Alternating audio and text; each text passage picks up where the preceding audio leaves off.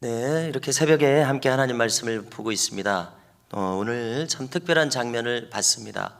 그러므로 우리가 함께 예배당에서 예배하며 새벽에 말씀을 나누고 또 평소에도 말씀을 나누고 개인적으로 성경을 읽을 때에 이 말씀들을 접하는데요. 오늘 이 특별한 말씀을 접했는데요. 우리는 하나님 어떻게 생긴지 잘 모르겠다 이렇게 말씀하시면 이제 안 됩니다. 왜냐하면 오늘 말씀 후반부 어디입니까? 9절입니다. 9절 10절 9절 10절을 읽으신 분들은 하나님 어떻게 생겼는지 전혀 모르겠다 이렇게 말씀하시면 안 됩니다. 조금 알겠다 이렇게 말씀하셔야 된다고 생각합니다. 그러시죠? 그래서 비슷한 장면을 생각해 보면 우리가 에녹의 영성을 부흥회 때 말씀을 들었을 때 생각해 보면은 유다서를 통해서 수많은 천군 천사들과 함께 하나님께서 내려오셔서 에녹을 만나시니까 에녹이 그때부터 달라졌다, 그때부터 동행했다 이렇게 배우지 않았습니까? 예. 그러니까 에녹은 하나님과 천군 천사 동시에 보니까 그가 달라졌어요. 남은 인생이 달라졌어요. 비슷한 장면을 한번 거론해 보겠습니다.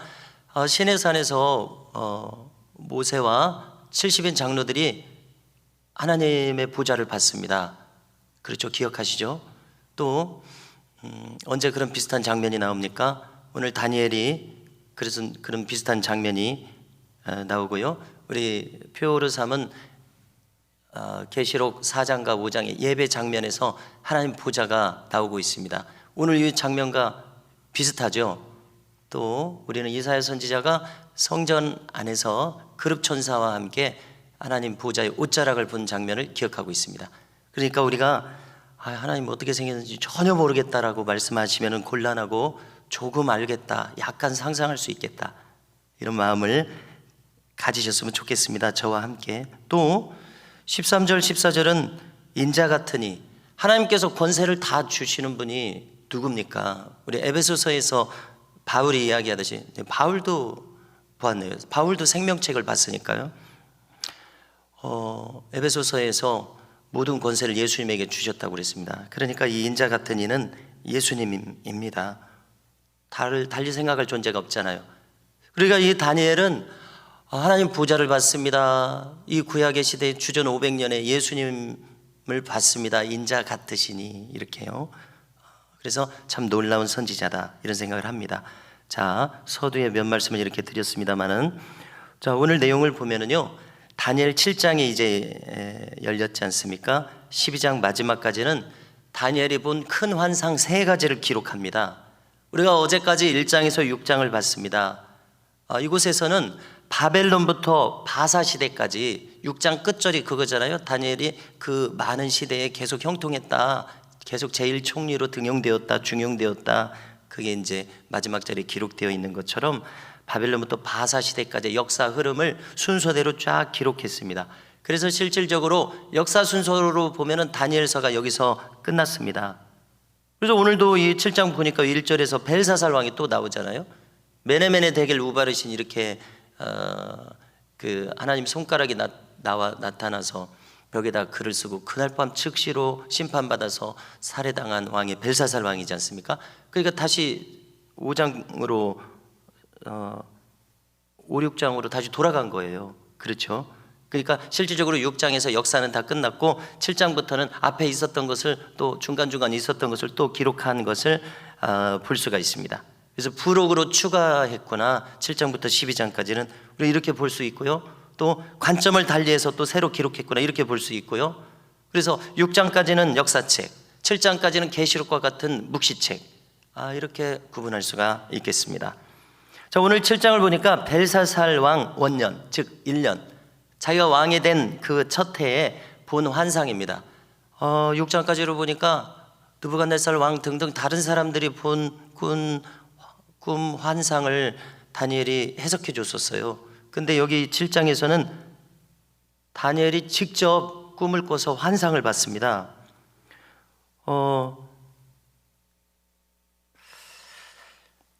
대략 이 벨사살 왕 1년이라고 하는 것은요, 느부갓네살 왕의 사망 연도를 며칠 전 말씀드렸는데요, 주전 562년입니다. 그러니까 대략적으로 벨사살 왕의 첫째 통치 연도가 주전 562년경이거나 혹은 그 중간에 다른 왕이 또 있었을 수도 있어요. 그러면 그 이후라는 것을, 대략 그 정도라는 것을, 주전 560년에서 550년이라는 것을 추측할 수가 있습니다. 확실한 것은 알 수가 없어요. 오늘 7장을 보니까 다니엘은 세 가지가 나와요. 첫째로 내 짐승의 환상을 보고 있습니다. 둘째로 하나님 보좌의 환상을 봤습니다. 셋째로 인자 같으시니 예수님의 환상을 봤습니다. 이거 오늘 읽은 내용이 다예요. 그래서 이 다니엘 7장은 놀랍게도 인류 역사의 전체를 다 보여주고 있는 놀라운 장이란 겁니다. 그래서 다니엘을 어렵게 생각하고, 해석하기 어렵게 생각하고, 계시록처럼 좀 두렵게 생각하기도 하고, 그런 것이 우리 믿는 사람들의 정서잖아요. 아무튼 정서는 그렇지만 사실은 다니엘 7장이 이렇게 인류 역사의 전체를 다 보여주고 있다는 거 너무나 놀랍습니다. 자, 첫 번째로 목격한 장면은 내 짐승의 환상을 목격했습니다. 자, 이것은 요약해드리면 쉽게 이해가 될 것이라고 생각하는데요, 우리는 앞에서 다니엘 2장에서 느부갓네살 왕이 해석할 수 없는 꿈을 꾼 것을 이미 들었었습니다. 느부갓네살 왕의 꿈 내용은 한마디로 큰 신상을 본 것입니다. 기억하시죠? 머리부터 금은 동철, 쇠철, 또 철과 진흙으로 되어 있는 큰 신상을 봤었습니다. 잠깐 해석해 본다면 그것은 역사 시대를 가리키는 것이었었어요. 바벨론 시대, 바사 시대, 헬라 시대, 로마 제국 시대를 가리킨 것을 우리가 보았습니다. 앞으로 있을 역사를 쭉 보여준 것이죠. 그런데요, 요약해드리면 오늘 본 내 짐승의 환상도 똑같은 내용입니다. 환상에 등장하는 큰 신상과 내 짐승, 이렇게 등장인물만 다르지 내용은 똑같습니다. 즉 바벨론, 바사, 헬라, 로마 제국 시대를 가리킵니다. 조금 더 살피면은요, 내 짐승은 첫째로 어떤 짐승입니까? 독수리 날개를 가진 사자입니다. 자, 근데 정확히는 사자가 아니고 그 눈으로 한번 보십시오. 사자 같다 이렇게 표현합니다. 그래서 사도 요한과 표현 방법이 일치합니다. 사도 요한도 요한계시록에서 무엇 같다라고 하지 무엇이다라고 말을 못합니다. 그 환상이 우리 지구상에 없기 때문에 그렇겠죠. 그래서 무엇이다라고 못하고 무엇 같다, 사람 같다 이렇게 표현하고 있습니다. 소 같다, 독수리 같다, 그렇죠? 예, 그러니까 다니엘도 똑같습니다. 독수리 날개를 가진 사자 같다. 그래서 사자는 육상의 왕이죠. 독수리는 하늘의 왕입니다. 그러니까 가장 강한 짐승들로 결합되어 있는 이 짐승의 형상이니까 강하다 이런 의미죠. 그런데 이 강한 나라가 바벨론 시대를 가리킨다는 것이죠. 느부갓네살 왕의 바벨론 시대요. 그렇죠? 그 다음에 두 번째로 새 갈빗대를 입에 문 곰이 나옵니다. 세 번째로 날개 넷과 머리 넷을 가진 표범이 나옵니다. 자, 여기서도 우리가 조금만 한 단계 생각해 보면은 이게 뭘 가리킨다는 것을 알 수 있어요. 일단은 헬라 제국을 가리키는데요, 헬라 제국의 알렉산더 대왕이 30대 초반에 죽는데, 그러니까 20대 중후반, 30대 초반까지 해서 인도까지 정복해서 전 세계적으로 가장 큰 나라 헬라 제국을 이루지 않았습니까? 정말 대단해요, 그죠? 그런데 30대 초반에 일찍 죽었죠. 그러니까 그 젊은 나이에, 지금 제 연령에서 생각해 보니까 아주 어린 사람이에요. 아주 젊은이에요. 근데 전 세계를 정복했어요. 근데 30대 초반에 일찍 죽어요. 그러니까 빠르게 전 세계를 정복하고 또 빨리 죽어요. 그러니까 표범을 생각해 보면 표범이 빠르다는 느낌이 들지 않습니까? 또 머리도 4개인데 이거는 그의 부하 장군이 4명이 있었습니다. 그래서 일찍 죽어버리니까 4사람의 장군이 전 세계를 4개로 나눠서 다스렸어요. 그걸 나타내는 것이고요. 날개가 넷이에요. 날개가 넷이라는 것은 쉽게 우리도 한 단계만 생각해 보면 굉장히 빠르겠구나 이런 느낌이 들지 않습니까? 그게 아주 빠르게 전 세계를 정복한 그것을 잘 나타내고 있다고 생각합니다. 표범 같은 거죠. 이것도 표범이 아니고. 네 번째로는 한마디로 이것은 차원이 다른 짐승입니다. 열뿔을 가졌습니다. 벌써 열뿔을 가졌다는 것이 무서운 느낌을 주죠. 또 무섭고 강한 짐승입니다. 가장 포악합니다. 우리가 7장 뒷부분을 안 읽었는데 가장 포악하다고 나옵니다. 그리고 가장 적그리스도적입니다. 한마디로 이렇게 해야 이해가 쉽죠. 적그리스도적입니다. 하나님을 대적합니다. 아주 그 악의 표상입니다. 악의 표상. 사탄의 하수인, 앞잡이, 우두머리, 그런 존재입니다. 로마 제국이죠. 근데 로마 제국만이 아니죠. 그 이후에 비슷한 그런 악한 나라들을 다 상징합니다. 자, 다니엘 2장의 큰 신상과 비교 연결 잠깐 해봤는데 좀 다시 해보면요, 금으로 된 머리는 다니엘 2장에서요, 큰 신상, 금으로 된 머리, 이 독수리 날개를 가진 사자 시대입니다. 바벨론 제국 시대입니다. 은으로 된 가슴과 팔, 큰 신상에서요, 새 갈빗대를 입에 문 고메 시대입니다. 바사 제국입니다. 동으로 된 배와 허벅지, 날개넷 머리넷을 가진 표범의 시대입니다. 헬라 제국입니다. 철로 된 종아리, 그리고 철과 진흙으로 된 10발가락, 이건 10뿔 가진 무섭고 강한 짐승입니다. 로마 시대를 가리킵니다. 자, 그런데 여기 주목해 보십시오. 근데 이 로마 시대의 해석이 어렵습니다. 며칠 전에도 말씀드렸습니다만 이게 예언의 특징 때문에 그렇습니다. 여러 번 거론했었습니다만 이 성경에 나오는 예언이 딱 어떤 시대를 정확하게 가리키는 예언도 있지만 뭉뚱그려서 2중, 3중, 2중 예언, 3중 예언으로 되어 있어서 어떤 시대라고 못 받기가 어렵습니다. 그러니까 여기 종아리가 철로 되어 있고 또 철과 진흙으로 된 이 10발가락, 그리고 이 무시무시한 이 짐승, 10뿔 가진 짐승, 이 시대는 로마 시대예요, 분명히. 근데 로마 시대라고만 할 수가 없어요. 뒷부분, 7장 뒷부분의 해석과 함께 본다면 예수님이 처음 오셨을 때, 예수님의 초림, 예수님 처음 인간의 몸으로 오셨을 때요, 그리고 예수님의 재림까지 담고 있어요.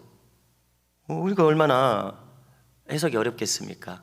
그래서 이렇게 그렇구나, 2중 3중 예언으로 되어 있구나, 이렇게 정리하면 될 것입니다. 자, 이 짐승들의 특징이 있습니다. 첫째 짐승은 바벨론 제국을 나타낸 사자와 같다고 그랬죠.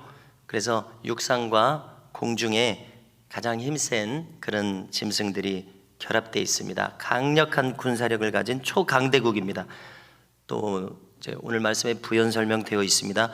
이런 포악함을 가지고 있고 사람의 마음, 또 인간성을 또 동시에 가지고 있습니다. 이 정도만 보고요, 둘째 짐승은 바사 제국입니다. 곰과 같습니다. 곰도 얼마나 무섭습니까? 이 곰의 모습을 보니까 이 사이에 새 갈빗대를 물었습니다. 무엇을 상징하겠습니까? 아주 포악하구나, 아주 살육성이 강하구나 느낄 수가 있습니다. 살육과 파괴만을 일삼는 무서운 짐승입니다. 어떤 소리가 들려요. 많은 고기를 먹어라, 이 소리가 들려요. 그러니까 엄청나게 살육을 한다는 것을 알 수가 있습니다.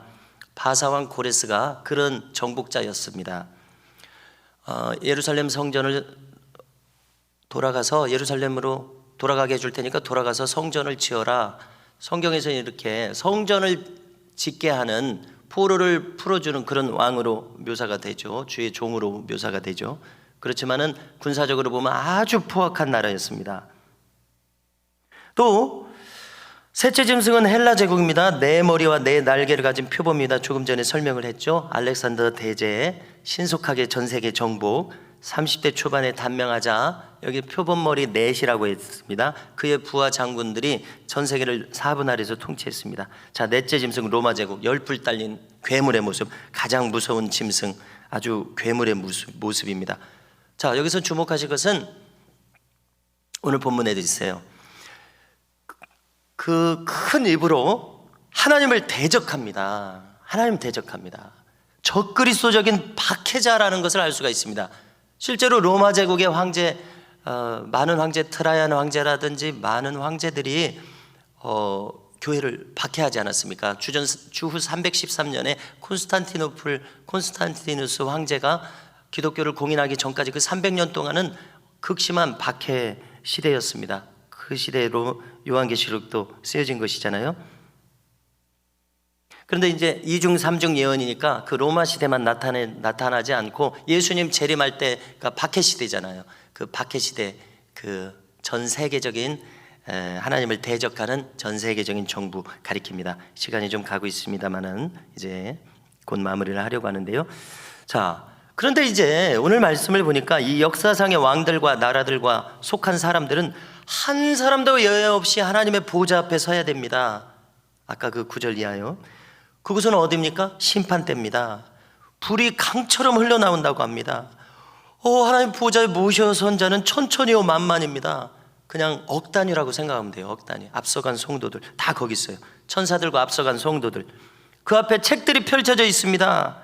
자, 이는 생명책과 행위책입니다. 우리가 주일에 오후에 공부했죠. 자, 이 생명책과 행위책은 모세도 받습니다. 생명책에서 제 이름을 지어주세요 이렇게 하지 않았습니까? 이스라엘 백성 살려주시고. 바울도 받습니다. 생명책에서. 사도 요한도 받습니다. 우리가 부흥회 때 설명들은 하나님이 지금도 쓰시고 계시는 4권의 책들 중에 이 책들입니다. 거기 기록된 대로 심판을 받는 겁니다. 자, 그래서 제가 생각해 보는 것은 우리 신자들은 생명책에 기록되는 것만을 목표로 삼을 수 없구나, 삼아서는 안 되구나, 그럴 수는 없다, 이런 생각을 가지게 됩니다. 왜 그렇죠? 단순히 생명책뿐만 아니라 여호와의 기념책이 있었어요. 우리가 말라기서에서 3장에서 설명드렸어요. 그 기념책에 기록되어 특별한 소유로 삼을 것을 우리가 목적해야 되겠다는 그런 마음이 듭니다. 여러분들께서는 어떻게 생각을 하십니까? 그래서 이 거룩한 목표가 내 마음속에 들어오게 되면 우리는 마땅히 내가 어떻게 살아야 되겠구나, 큰 고민에 휩싸이게 된다고 생각합니다. 어떻게 살아야 될까? 그런 사람이 되려면 어떻게 살아야 될까? 그렇죠? 자, 11절을 보십시오. 그때 내가 다니엘이 보니까 작은 뿔이 말하는 큰 목소리로 말미암아 주목하여 보고 있었습니다. 그 큰 목소리는 잘 이해하셔야 되는데 하나님 대적하는 소리예요. 믿는 사람들 핍박하는 소리예요. 그런데 그 사이에 듣고 있노라니 짐승이 죽임을 당합니다. 그 말하는 짐승이요. 그리고 그 시체가 상한 바 되어 타오르는 불에 던져집니다. 유황불이 타는 불못에 던져진다고 하지 않았습니까? 그 장면을 다니엘이 보고 있는 것이죠. 가장 포악하고 적그리스도적인 대적자인 그 짐승이 순식간에 심판당해서 불살라져 버리는 장면입니다. 그리고 또 앞에 다른 새 짐승들이 있었잖아요. 사자 같은, 곰 같은, 표범 같은 그 새 짐승들도 대기하고 있어요.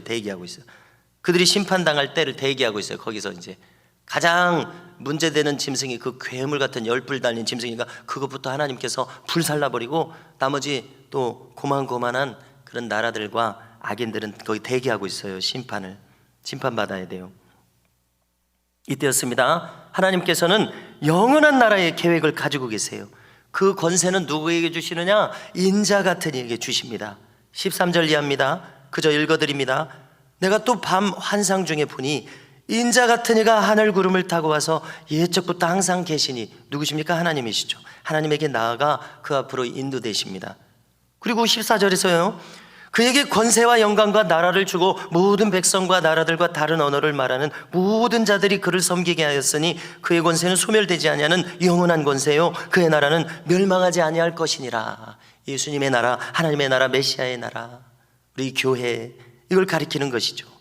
이 지상과 천상을 통틀어서 하나님 나라, 천국을 가리키는 겁니다. 예수님 통치하시는 그 나라입니다. 성도 여러분, 이렇게 다니엘서는 인류 역사의 전체 방향, 그 끝을 알려주고 있습니다. 그래서 구약의 계시록이라고 합니다.